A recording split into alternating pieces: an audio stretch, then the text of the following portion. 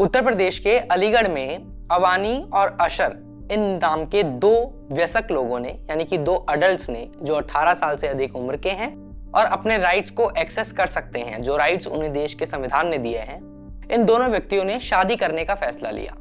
शादी इन्होंने 21 दिसंबर की डेट को तय की। 21 दिसंबर को जीटी रोड पर एक बड़े फार्म हाउस में इनकी शादी होनी थी। लेकिन शादी से पहले इन्हें धमकियां आने लगी। समाज के कुछ सेवकों ने, ठेकेदारों ने इनसे ये कहा कि क्योंकि आपकी शादी इंटर रिलीजन है, यानी कि अवानी जो कि हिंदू धर्म से आती हैं, अशर जो कि इस्लाम धर्म से आते हैं, तो इस तरह की शादी से समाज का सौहार्द बिगड़ सकता है और हम ये शादी नहीं होने देंगे। कुछ लोगों ने कथित तौर पर इसे लव जिहाद भी बताना शुरू किया। करनी सेना के लोग आगे आए, हिंदू सेना के लोग आगे आए और अवानी और अशर के परिवारजनों को धमकाया जाने लगा। अवानी और अशर ने डरकर, घबराकर समाज का सौहार्द ना बिगड़े इसलिए अपनी शादी कैंसिल कर दी। 21 दिसंबर को जो फंक्शन होना था, अब वो फंक्शन कैंसिल कर दिया गया है। उस फंक्शन का कार्ड आपकी स्क्रीन पर दिखाया जा रहा है।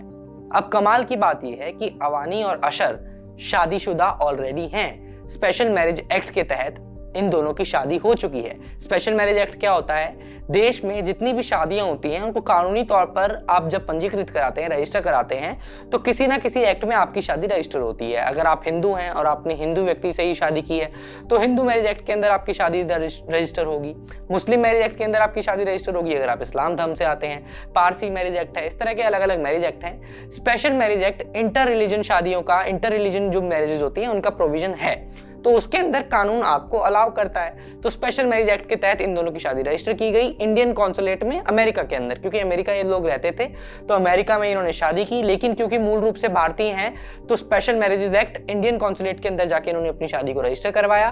परिवारजनों ने ये सलाह दी कि चलकर एक बार जहां से हमारा पैतृक घर है अलीगढ़ में, वहां पर भी एक फंक्शन करते हैं, रिसेप्शन करते हैं। यही रिसेप्शन होने वाला था 21 दिसंबर को, जिसको धमकाकर, डराकर कैंसिल करा दिया गया। अब करनी सेना के लोगों ने क्या कहा, एक बार वो सुनिए। और करनी सेना ने समाज को बचाने के लिए अपने पक्ष में क्या सफाई दी और कैसे इस शादी को, इस रिसेप्शन को होने से रोका, वो भी सुनिए। जो इस तरीके का कार्यक्रम में शामिल हो रहे थे, हमने बिल्कुल चेतावनी दे दी हरिगढ़ के प्रशासन प्लस आभा ग्रांट के मालिक के लिए कि अगर ये आयोजन होता है तो हरिगढ़ की अमन शांति को अगर पलीता लगता है उसका जिम्मेदार नगर प्रशासन प्लस आभा ग्रांट का मालिक होगा। कमाल की बात यह है कि जो लोग इस शादी को होने से रोक रहे थे या कथित तौर पर समाज का सौहार्द ना बिगाड़े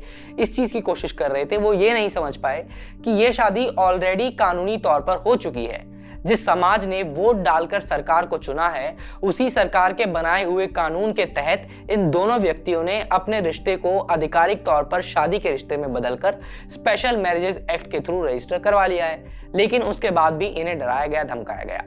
इस परिवार के, इन दोनों दोस्तों के, इन दोनों पति पत्नी के दोस्तों ने मीडिया से बात करते हुए बताया कि इन दोनों ने घबराकर, और ताकि किसी तरह की कोई विपत्ति ना आए परिवार के ऊपर, क्योंकि आमतौर तौर पे ऐसी परिस्थिति में व्यक्ति को ये भी डर लगता है कि कोई उनको मारे ना, पीटे ना, इस तरह की चीजों से बचने के लिए इस पूरे फंक्शन को कैंसिल किया है।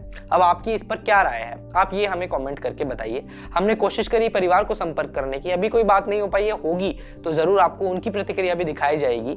लेकिन क्या आपको लगता है कि इस तरह की गतिविधियां, इस तरह की कोई भी एक्शंस समाज के लिए अच्छी हैं, या फिर आपको वाकई में लगता है कि लव जिहाद का जो नारा लगाकर एक हो चुकी शादी को और उन परिवार की खुशियों को होने से रोका गया, ये ठीक है?